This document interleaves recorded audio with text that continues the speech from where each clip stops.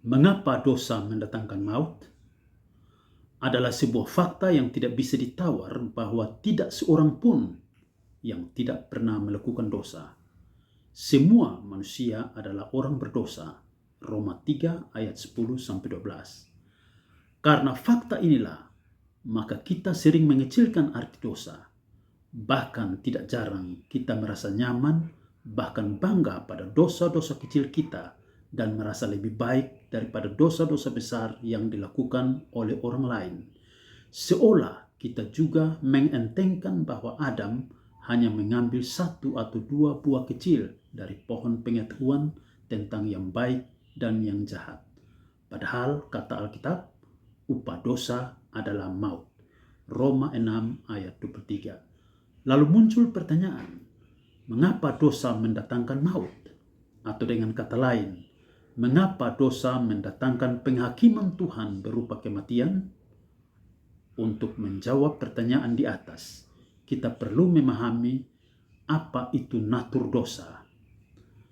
Louis Berkhof memaparkan arti kata-kata yang dipakai dalam Alkitab untuk menggambarkan apa itu dosa secara spesifik. Dosa adalah tindakan yang tidak sampai pada sasaran dan penyimpangan dari jalan yang benar atau katat. Dosa adalah kekurangan akan integritas dan kejujuran atau afel. Dosa adalah penolakan untuk tunduk di bawah otoritas yang benar atau pesa. Dosa adalah penyimpangan dari hukum secara jahat dan penuh kesalahan atau resa. Dosa adalah ketidaksetiaan atau asam. Dan dosa adalah penyimpangan dari natur, afa. Sedangkan kata-kata untuk dosa dalam perjanjian baru, misalnya hamartia, adikia, parabasis, paraptoma, anomia, dan paranomia, menunjuk pada pengertian yang sama dengan yang ditunjukkan dalam perjanjian lama. Walaupun kita telah mengetahui arti kata dosa dalam bahasa asli Alkitab, pertanyaan mendasarnya masih tetap sama.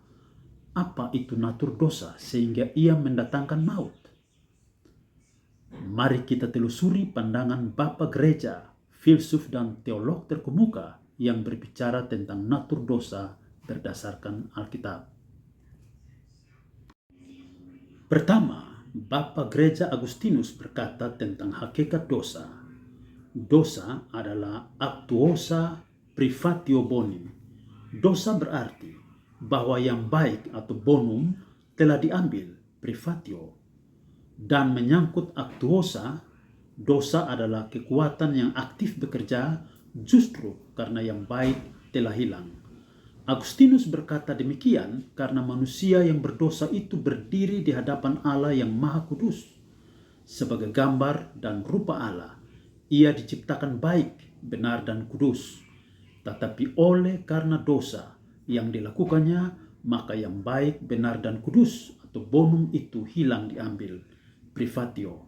Sekaligus dosa itu kuasa yang efektif yang sangat merusak. Jadi natur setiap dosa adalah kehilangan yang baik, benar dan kudus dari Allah. Kedua, John Boyle, seorang astronom dan matematikawan pada Trinity Western University, dalam pandangan filsafatnya tentang wawasan dunia, melihat bahwa natur dosa adalah sebuah pemberontakan kepada Allah. Ia berkata, man strives to dethrone the biblical God and to replace him with gods of his own making. Manusia berusaha menurunkan Allah Alkitab dan menggantinya dengan dewa-dewa buatannya sendiri. Jadi, natur setiap dosa adalah pemberontakan kepada Allah. Ketiga, Herman Bavinck menerangkan soal natur dosa sehubungan dengan kisah kejatuhan dalam narasi kitab Kejadian. Ia berkata bahwa kejatuhan dalam dosa, the fall, adalah the human desire for autonomy from God.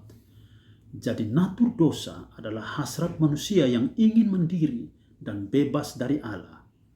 Akhirnya, Louis Berkhof juga melihat natur dosa yang dimulai dari kisah kejatuhan di Taman Eden. Ia mengatakan, esensi dari dosa itu terletak pada kenyataan bahwa Adam meletakkan dirinya dalam keadaan yang bertentangan dengan Allah.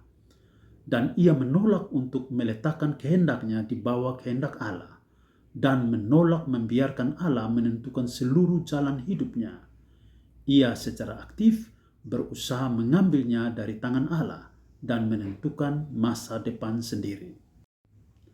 Dengan demikian, natur dosa itu bukan saja kehilangan sesuatu yang baik, benar, dan kudus dari Allah, tetapi juga soal hasrat dan sikap yang bertentangan, melawan, dan memberontak kepada Allah agar bebas dari Allah. Dosa adalah saat sadar atau tidak sadar, kita membiarkan diri kita tidak ingin dipimpin oleh Allah melalui firman-Nya.